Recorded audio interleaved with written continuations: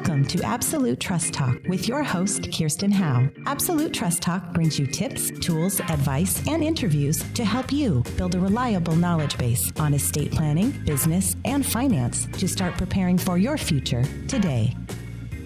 Hello, and welcome to Absolute Trust Talk. I am Kirsten Howe, and this is our podcast, our video podcast, audio podcast here at Absolute Trust Council.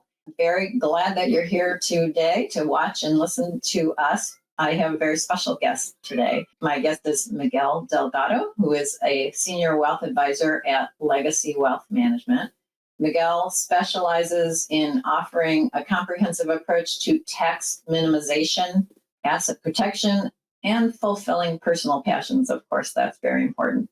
His unique ability to integrate financial goals with life goals promotes inspiration, confidence, and purpose. Miguel has a political science degree from Cal State University East Bay, and I remember him telling me that at one point his intent was to become a lawyer, but Miguel recovered his senses and discovered his passion for finance and decided to become a certified financial planner instead. Smart man. Welcome, Miguel. I'm so very, very happy, honored to have you here. Oh, thank you for having me. You are most welcome.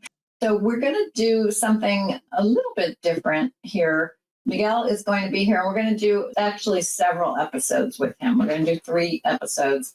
So they'll each be kind of focused around something in particular that Miguel is very skilled and knowledgeable at. So the first, let's just get started. I know that a lot of your clients are business owners. Why do you like working with business owners?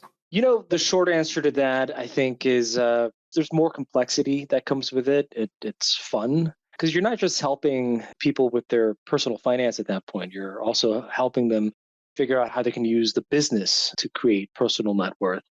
But I feel also like business owners can better appreciate the importance of planning and being proactive with their finances because they've seen how quickly profits can dissipate, right? When planning isn't done, and the expenses are flowing through all different kinds of places, and if we're not proactive enough, all those profits tend to get spent either on the business or the things. And then lastly, it's really the story that kind of fascinates me. A lot of business owners that I work with tend to have a similar story where they started off with an idea, whether it was to provide a product or a service, or maybe they started this business for themselves and creating cash flow. But it started off as an idea, and then all of a sudden they're hiring employees. Now they have HR, now they have payroll, and they're talking to attorneys. And it blew up to be this bigger thing that they didn't even expect, or maybe they didn't expect to see how difficult it could be to manage that kind of a business. And so that is fascinating to me, just learning about that story, who they are as individuals, and what they're intending to do with the business for the business sake and also for themselves. Yeah, the added complexity does make things more fun. I mean, we have to be interested in what we do too. Exactly. Yeah, in order to do a good job at what we do, it has to be interesting to us, I believe. And yeah, I agree with you. Complexity is fun. So when you first start working with a new client who happens to be a business owner, what are you most often seeing that you can help them with right away? Like, this is the low-hanging fruit. Let's talk about this stuff. Yeah, when I'm first meeting with somebody that's a prospective client, obviously we'll want to make sure if it's a good fit. Can I solve the types of problems that they have? Usually I'm kind of looking at taxes first. Is there anything that I can do to help them with tax planning? And so some of the tax strategies that I initially look at is something like their employer-sponsored retirement plan. If they're in California, they're pretty much required to have something, whether it's a 401k plan, Cal Savers, what have you. But there are other reasons to get it other than fulfilling a mandate, right? There's some tax benefits to that. Are they maxing out the 401k plan or the defined benefit plan, whatever it is? There's also tax credits that are now available through the Secure Act 2.0. A lot of business owners aren't even aware of. So there's incentive for people to be looking at these types of programs for their employees and for themselves. If they have a spouse working in the business, or if they don't, maybe asking the question to their CPA or attorney, why isn't the spouse added to the business, or can we? add the spouse onto the payroll. And if Yeah. the spouse is on payroll, are we maxing out her or their retirement benefit? Retirement. Yeah. Yeah. Right? HSAs is a different one, health savings accounts. I think this year the max is 8,300. It's a full tax deduction. I like to use those as well. In certain years, oil drilling funds can be opportunistic for people who have extraordinary high income years, for charitably inclined individuals, donor advised funds, and the list goes on. But those are some of the initial things I look at. And then other things that are not so direct, could be low hanging fruit, if you will, is by asking questions about their taxes. Usually we're getting their CPA involved. A lot of times I'm finding that we have to upgrade their CPA. Oh, yeah. The CPA isn't quite what the business now needs. Exactly. Maybe they started off with somebody who was a friend or a neighbor, and now they just outgrown that Sure. individual. There's multiple partners looking at a succession plan, making sure that's in place. Estate planning is obviously something that I consider low hanging fruit in the terms of providing value, because, as you know, you probably run into people who tell you, I should have done this years ago, and are just getting this done. And then another one, last one, is something like making sure they have the adequate insurance. We don't handle a lot of insurance, but things like long-term care, for example, if they're a C corporation, they can deduct 100% of the premiums. And these premiums can be expensive. Some of them even allow you to pay upfront for them. So strategically, if there's a business owner who's thinking about retiring in the next year or two, they could adopt a plan like this and get a pretty significant tax deduction for having a benefit that they're going to use for themselves anyways. Okay. Oh, I would also think that when you're meeting with a business owner, a real basic thing would be, what is the form of this business? I encounter new clients who are doing business as sole proprietorships, and depending on the business, that can scare me. Shouldn't you be a corporation, or at least an LLC or something like that? But maybe they're a corporation and they're the wrong kind of corporation. That's something that you would know more about. Yeah, I do talk about that. It's usually something I defer to a CPA or an attorney to make the final rule on that. Because the three of us, meaning myself as the wealth advisor, the CPA, and the attorney, we're kind of looking at it from a different perspectives, right? The attorney's looking at it usually for liability reasons, sometimes also tax. The accountant is primarily looking at it for tax purposes. And then I'm kind of looking at it from different angles as well, right? How is this going to help with the transition of a business if they need to sell it, right? Right. Or if they're trying to raise capital, which entity is the best one to use? So there's different perspectives, but I am seeing a big move to S corporations, or being taxed as an S corporation. Yeah. And another thing that I often see with my business owner clients, and I'm sure that it's something that you see too, is where there are multiple owners. And did you ever execute any kind of an owner agreement between you? And sometimes the answer is yes. And maybe it's adequate, maybe it's not. But I'm guessing that that's also something that you kind of ask about. Yeah, the answers to that are very similar to the estate planning questions, right? Well, do you have one, or when was the last time it was reviewed? Usually it's been a while. Sometimes there might have been new partners into the company, or maybe the partnership has changed. So yeah, reviewing that is important. I've seen this not too infrequently with my business owner clients, and I probably am guilty of it myself. The common business owner mistake of leaving too much wealth inside the business and not having enough, or having any real personal wealth outside of the business. I'm sure you see this happen. And what is happening there? Why are business owners doing that? And why is that a bad thing? Yeah, I think it may start off because they might be stuck in that similar mindset that they were when they first started the business, right? When you start a business, it takes a lot of capital to start any kind of business, right? You're injecting capital to buy equipment, to hire employees, get the right software. And then you got to pay yourself, and then pay taxes. And then you're trying to grow and expand and scale. And so that requires constant injection of capital, whether it's from your own profits or outside capital, whether using debts or other investors. And so I think business owners get stuck in this mindset of reinvesting. And they get stuck in it because it works, right? It does grow the company. Yeah, it does. We did X amount of dollars last year, we reinvested, and now we're profitable, we're growing, right? So why fix what's not broken? But I think that problem really comes to surface when business owners are faced with the need of having to sell the business. Because most experts know that less than 20 to 30% of businesses actually sell. Wow, that's an astounding statistic.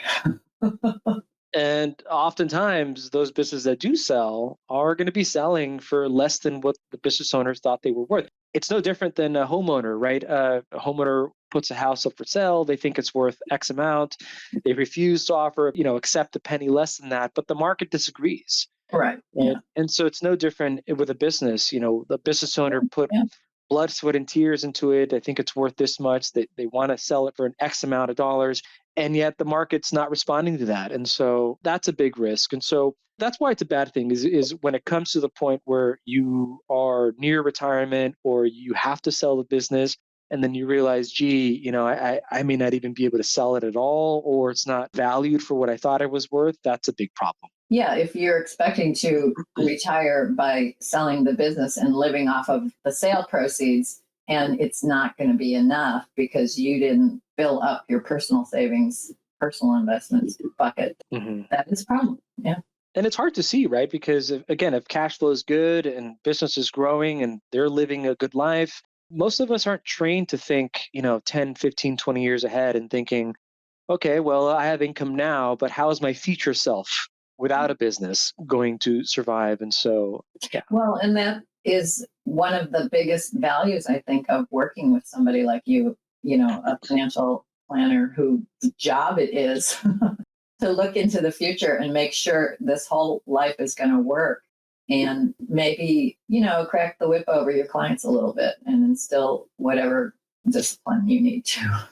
Yeah, absolutely. And I think it's a good working relationship because they still have the power. Like, I always tell my clients, look, there's plan A and plan B. Plan A is you do what you do best and grow the business, get that valuation up, and you can bring other parties to the table to help with that. But my job is, at least I try to make it my job to help with plan B. And that is, how do we get business dollars tax efficiently transferred into our personal net worth? And so that way, by the time we get to that point where, we want to retire or we want to exit the business and start another one, if it doesn't sell or it doesn't sell for what we thought it would or what we needed it to sell for, we at least have all these other assets that we've built on the side. Going to be okay. Okay. So how do you go about helping clients with that? Yeah, it starts, I think, with a really deep dive conversation about their goals and objectives. I get them to really paint me a picture of what their future looks like. I want to be able to understand where are they living, how are they living, how much income are they going to need, really peeling the layers of their retirement goals and objectives, if you will. From there, we can start to measure how far are we from those objectives. Are you going to be successful based on the track that you're on now? Are we doing the right things with business? And then clients who I think want it badly enough hire people like me to do the planning, to get the forecasting done. And that way that we have the foresight to see where our strengths are, where our weaknesses are, where some opportunities are for us to perhaps optimize what we're doing already. And ultimately figuring out how to take those profits from the business, and maybe not 100% of the profits, but a small percentage of that, and then moving that over to our personal bucket. And I'm guessing that the longer the runway, in other words, the earlier they start this kind of planning with you, the better, the more likely it is to succeed, and maybe the less painful it is as you go along. If we're hoping to retire in 5 years, we have to be very aggressive. But if we have 20 years, maybe we only need to take a little bit out of the business every year. Yeah, that's exactly right. That's part of the reason why when I'm working with business owners, I prefer to work with business owners who are thinking about a transition within the next, call it 10 years or so. And the transition doesn't necessarily have to mean retirement. It could just mean, I don't necessarily want to sell the business, but I don't want to be working at this pace. I don't want to work so hard. Yeah. Right. I want to spend more time with my family. I want to travel more, or I want to pick up more time for my hobbies. And that's more about how do we hire the right talent to allow for that business owner to take a different role within the company. So it could be a variety of different forms of transition. Yeah. All right. Well, Miguel, thank you so much for all of your insights. I feel like I've learned a lot for myself personally. Okay. I see myself in some of this. And I'm sure our audience did as well. Thank you so much. Thank you for having me on the show. And we will connect with you next time. Remember, this is just one of multiple episodes where Miguel will be with us. My guest today has been Miguel Delgado with Legacy Wealth Management, and we will connect with you next time. Thank you for joining us today for another episode of Absolute Trust Talk Live. If you enjoyed listening in, then don't forget to subscribe. You can find us on Apple Podcasts or wherever you may listen by searching Absolute Trust Talk. While you're there, we would also love for you to leave us a review. And then why not share your favorite episodes with family, friends, or colleagues too? You can find all of our shows and corresponding show notes by visiting absolutetrustcouncil.com. You'll also find a variety of other free resources, including our ebooks, videos, blogs, presentations, and more. If you need help with your estate planning or administration, we also offer a free discovery call to help get the process started.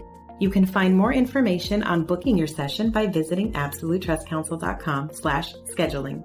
If you join us for the broadcast, you can submit questions during the show. But if not, don't worry. You can always get in touch with us by sending a quick message to info@absolutetrustcouncil.com.